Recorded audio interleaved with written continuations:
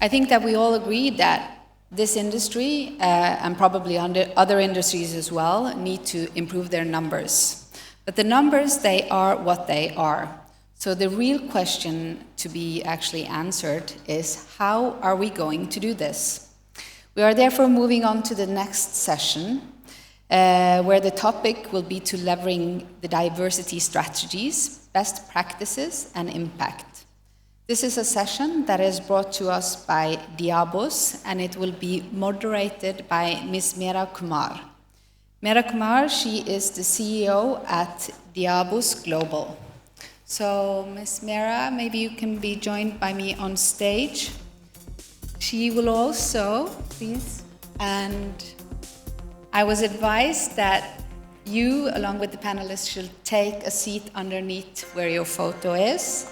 And the other panelist is Ms. Zina Sujith, which is the General Manager, Shipping Lines, UAE, KSA, Iraq, and Gulftainer. Huma Qureshi, which is the General Manager at Emirates Shipping Association.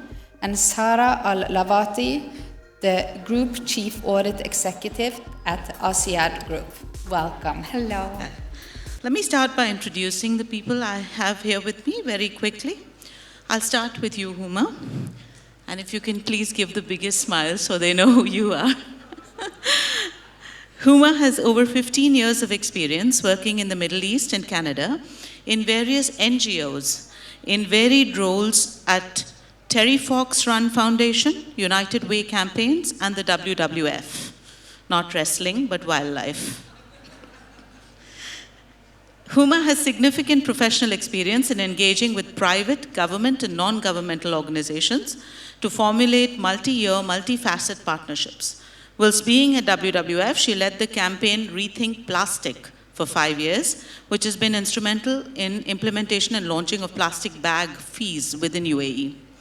To strengthen her experience and knowledge in the field of sustainability, she has undertaken certifications in Sustainable Business Strategy by Harvard Business School and Packaging in Circular Economy from TU and Delft. Within the capacity of General Manager at Emirates Shipping Association, she works on building partnerships that unify the entire maritime community in the UAE and contribute to placing UAE as a global maritime hub. Privileged to have you. Thank you. Moving on to Zahra. Zahra Al-Lawati, Group Chief Audit Executive at ASYAD Group, which is the leading Omani integrated logistics provider in the MENA region. With over 15 years of experience in the field of internal audit, she has been board member and chairwoman of the Audit Committee of the SME Development Fund Oman, chartered member of the Institute of Internal Auditors, CMIIA UK, Masters in Audit Management and Consultancy from Birmingham City University, UK, and she has other certifications in the fields of risk and fraud management. Zahra has been selected in the first batch of the global program of the Maritime SheEO Leadership Accelerator, sponsored by IMO, with only 30 participants, I understand, shortlisted globally. Thank you. Really happy to have you with me. Moving on to you, Zina. Now she's the one with the biggest smile. Zina has over 18 years of experience, of which 3 were in the banking sector, and then she moved to the shipping industry. Her current role includes covering regions like Iraq from the UAE, and hence she's constantly traveling to these regions. She's responsible for terminal-related discussions with shipping lines and carriers. She says she's the only general manager lady in ports and terminal industry in the UAE, which is wonderful. She has a master's in foreign trade and MPhil in international business. She's an internal auditor. She's CILT UK certified and LPA London certified for terminal management. So thank you so much. So trying to be brief, I'll keep my introduction even shorter. I'm a fellow of the Institute of Chartered Shipbrokers, London. I've been working close to 30 years now in maritime. I've been really, really lucky to be a Jill of all trades. I've done some stevedoring, some agency work. I've been in the liner industry. I've recently, in the last 9 years, moved over to technology in maritime.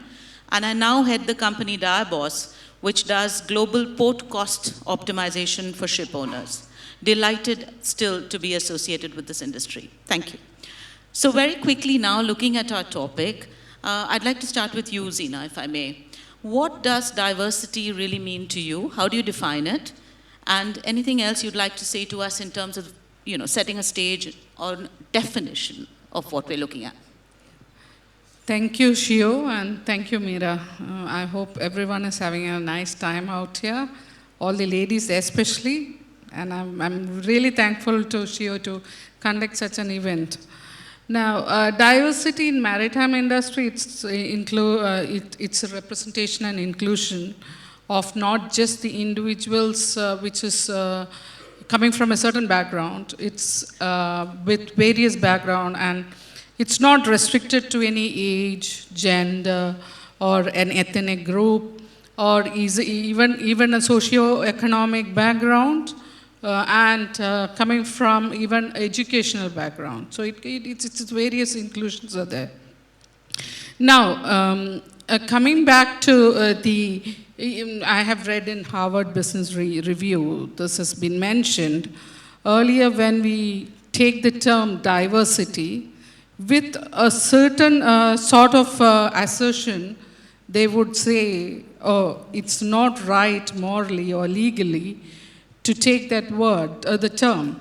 But now, when we say diversity, it actually, there's a second notion that puts a lot of interest, because that is a organizational effectiveness and progress is there. That means business will improve if you have women.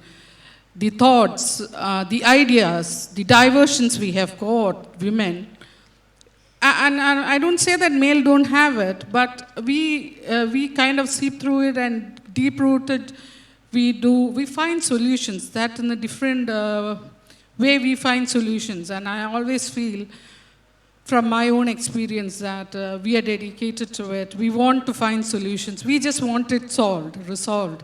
And maybe that's by birth we get that. I think almost all of them out there would agree to that we are different.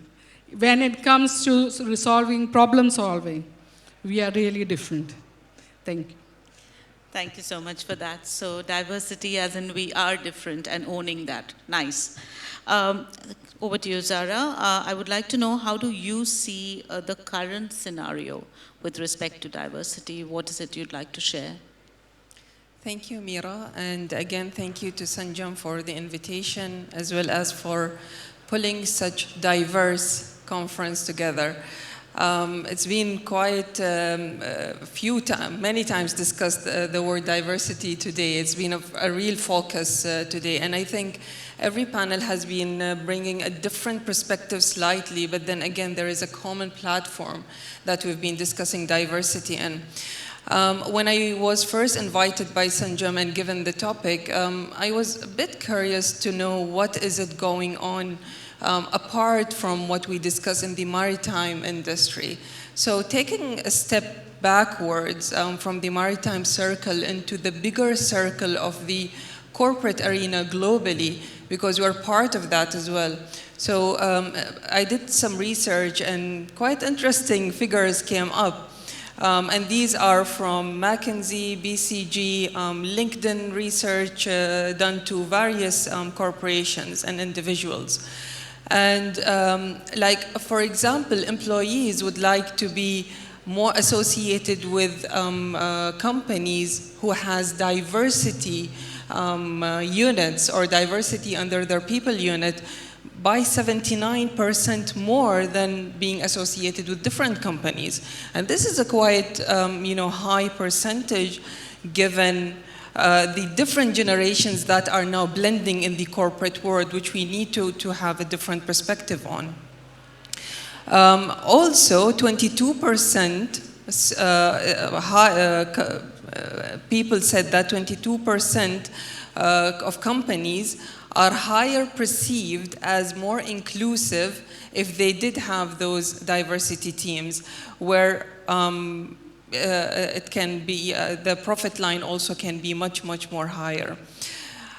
Also, one very interesting statistics came up in June 2020. Diversity-related posts on LinkedIn received 1.9 times more attention and attraction from the people using the platform as opposed to other topics. COVID, people were at home, but then again, still diversity was something that people were still looking at by working online and not experiencing actual, lack of diversity. Another interesting number was in June 2022, 500,000 posts on LinkedIn were on diversity from over 100,000 companies. Is this a trend? Because people were talking about diversity, so everybody wanted to talk about diversity, going back to the previous panel where we were discussing now, okay, how to make it actually happen and work. Ethnic diversity in the leadership team actually increases the EBITDA of the companies by 33%. Good stuff. Now let's move to how others are perceiving diversity from the other perspective, other side of it. So for example, 69% of companies say that they are pro-diversity and they are adopting legislations and rules into their policies on diversity. But only 47% actually hold whether the recruitment management accountable for the lack of actual actions on ground. Guess what percentage Fortune 500 companies are celebrating for having women CEOs? 6.6% only. But we're still celebrating this number. And to conclude this mathematical piece, it was very surprising to me to see that only 50% in the US corporate world actually agreed, and I would quote, that our workforce should reflect the communities we serve. Only 50% agreed to this. So we are actually nailing down where the problem is, and perhaps it is again, is it unconscious bias, or we already believe we're doing enough? Yes. Thank you. Thank you so much for the numbers. I think it really paints a good picture. And looking at this, setting a stage to you, Huma, I want to ask whether you can share some strategies for us in terms of implementing diversity campaigns, initiatives, and policies. Over to you. Thank you, Meera. Hello, everyone. Thank you for staying in the room awake post the heavy lunch that we had. And thank you, Sanjam, for having us here.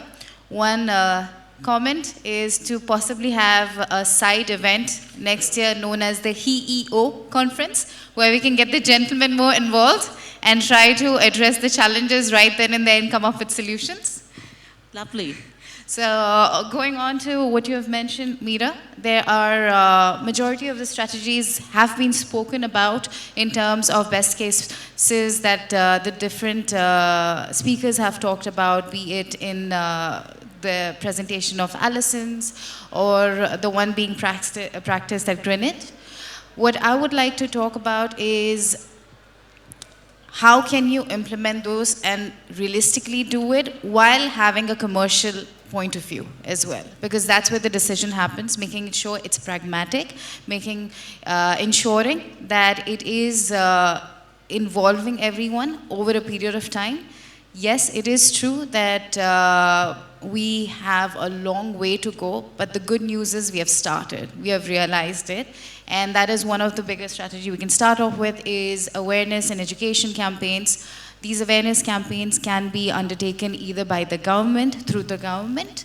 It can be done through associations such as ours. It can be done within your corporates as well.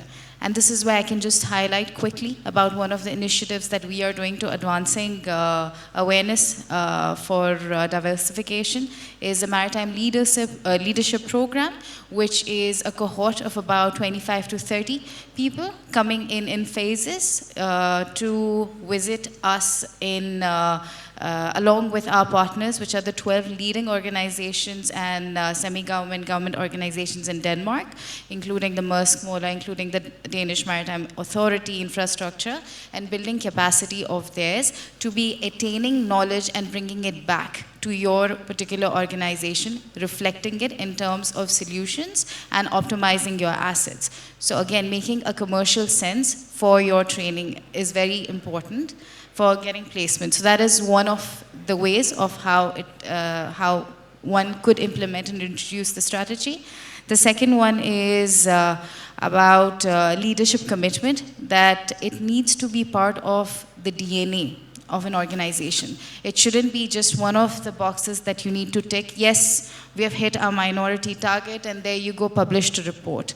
It needs to be much more, much beyond that, because that's what we see. I know one of the panelists had mentioned that let's do it sort of like a target of carbon emissions and include it.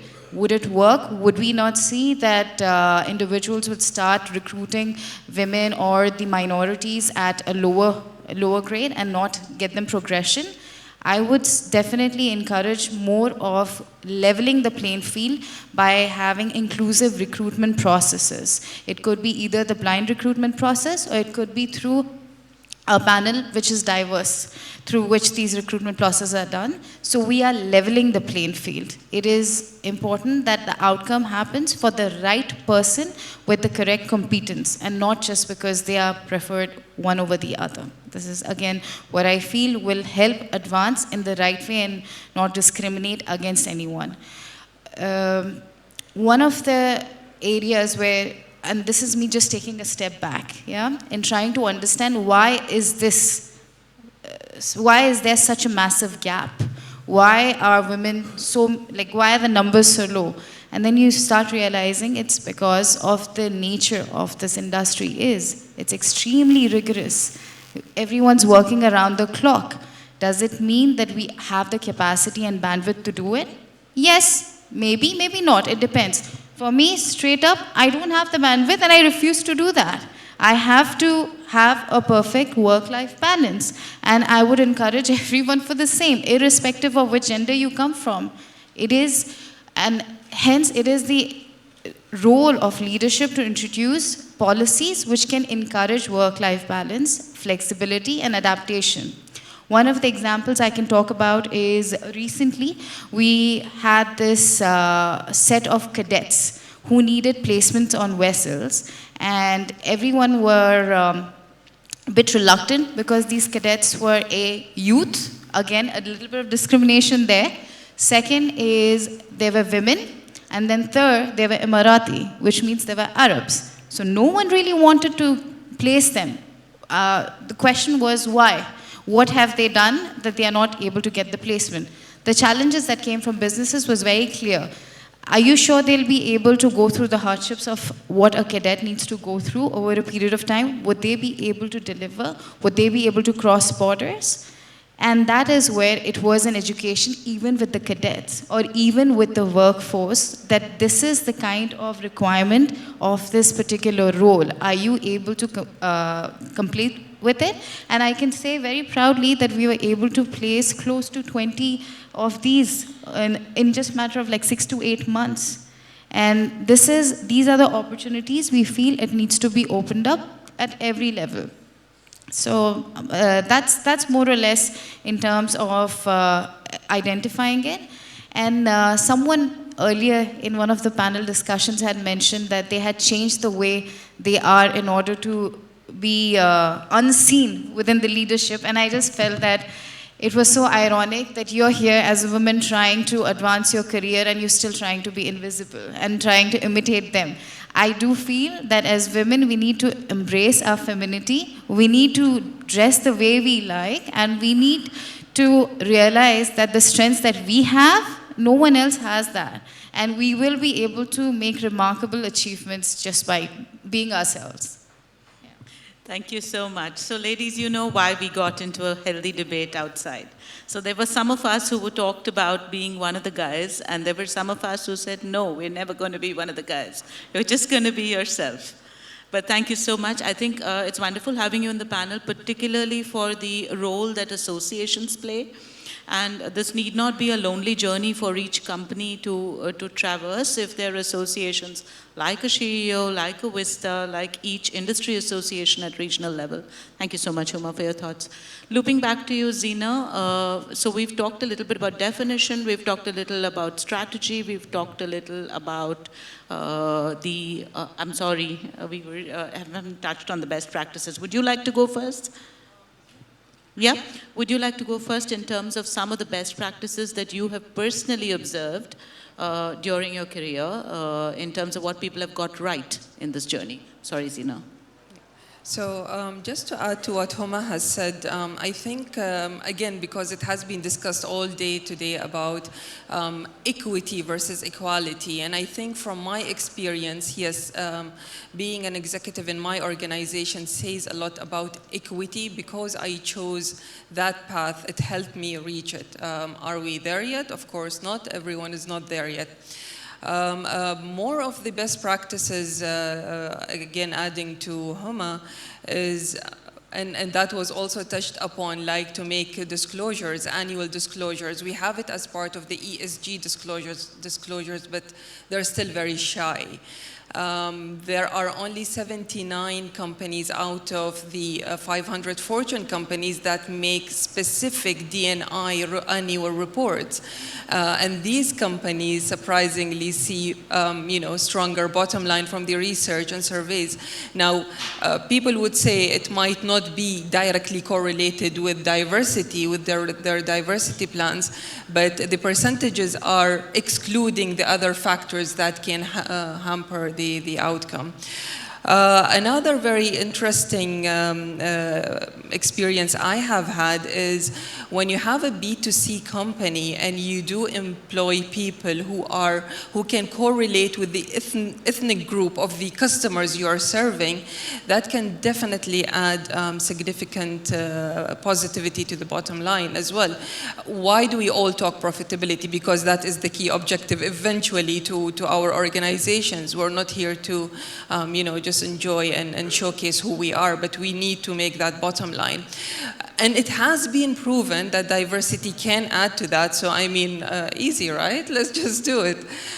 So that's, and one last survey again from BCG was they interviewed 1,700 representatives of companies where they have above average total diversity measures, and they have scored 19% higher in innovation revenues, 9% higher in EBITDA. So I mean, numbers speaks, and if we reflect that, if IMO did the same surveying into the maritime sector, I think we will be seeing very similar numbers, and then we can further nail down and narrow down our actions. Thank you so much. Zina, I'm going to step over to you. In your understanding, what should be the outcomes of the right strategy and following, or at least attempting to follow best practices? What would this give back to the company? Well, before I come to that question, I would like to just mention that Huma had told that, so I come from an operational background on the terminal and shipping line. So where we say 24/7. Okay, so shipping is related to 24/7. And I'm sure many of them who sitting here out there, they would agree as well. But operations and men are more likely to be known in the industry more than operations to women, because they think that, once after 5, you become mother, you become wife, you become daughter, you become everything, but you can't work. That's not true. And what changes I have, personally I would say what I have got from the past experiences is, these things were never a hindrance for me, and it never stopped my growth. And I would never let it also happen, because I want to prove that there is absolutely no difference. Look-wise, yes, I do agree. Otherwise, absolutely there's no difference when the job comes that, men can do it and women can't do it. And I would relate to the past, some of the panels wherein they made a reference to drinks after office hours for a meeting with a client. I've gone through that as well. In one of the previous jobs I had. And my reply was straight. I won't drink. I don't drink. I don't smoke. I can drink a Coca-Cola or a Coke or a 7-Up, but still I'll go for the meeting and still I'll do the meeting. And if I have to conclude it, I'll still do it. But I wouldn't take a step back just because I don't drink. I am there because I am from operational and a commercial side. If it's required and the job demands it, I would rather do it. And there are ways to do it too. So we'll do it. And coming back to you, on the outcome, yes, outcome would be high standards of performance and stimulate personal development and encourage openness. That is valuing the workforce. Now, sorry, I need to also say that there are few things which in leadership positions for women, initiatives basically. So, for example, Japan has done an initiative where they wanted higher number of women to be included in the maritime industry. UAE, where I reside, and I call that my second home. I'm born in India, grown up here, but I love UAE as much as I do India as well. The reason because of the empowerment being given to women and now inclusion of women in their maritime sector. And they have told it's a male-dominated area, dominated area, but then still we can have them, have women included as well. Now, on a global initiative, UN women have, encouraged men, and I'm very happy to see that men is becoming an advocate for having to talk about gender equality. So that's what I would say about the outcome. Thank you so much. Thank you so much for joining. Thank you.